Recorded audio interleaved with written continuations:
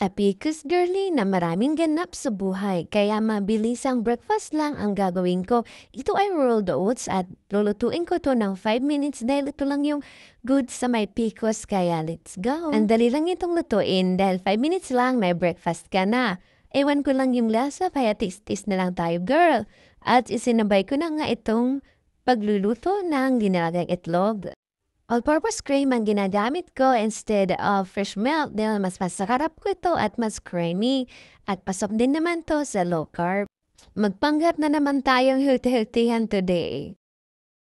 At ihalo ko nga itong mangga. Ito na lang ang gagawin kong sweetener kasi as a picos girly, bawal sa atin ang matatamis.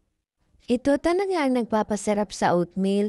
Kahit anong prutas naman pwede mo ilagay, pansan ka masaya, go!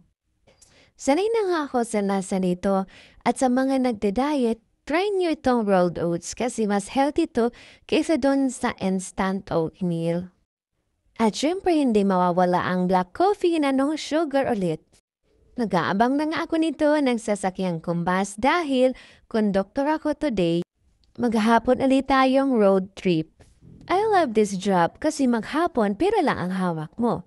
Pero kunwari pasahero, taparani kita dahil. Nakarating na nga kami sa bus terminal at dito ako sa kantin. Ito ang masarap kong papakain lumpiang gulay at napakasarap na suka. At 5 pesos lang to guys, kaya bili na kayo dito sa aming kantin. Nasa tapat na ito ng terminal ang pwesto namin, kaya ang view mo dito ay mga sasakyan. Diyan, sa harap ng aking kinakainan ay bus stop. At alis na nga itong bus at susunod na kami. Ganito lang naman usually ang mga ganap dito sa terminal. High tide today sa Santa Rita proper, kaya ang sarap maligo. Diyos ko, inaakit ako ng floating cottage na yan. Ayan, maghapon lang tayo sa kalsada. Pabalik na tayo nito at kararating ko lang ito sa bahay. Gabi na, ito lang naman ang trabaho ng isang konduktor.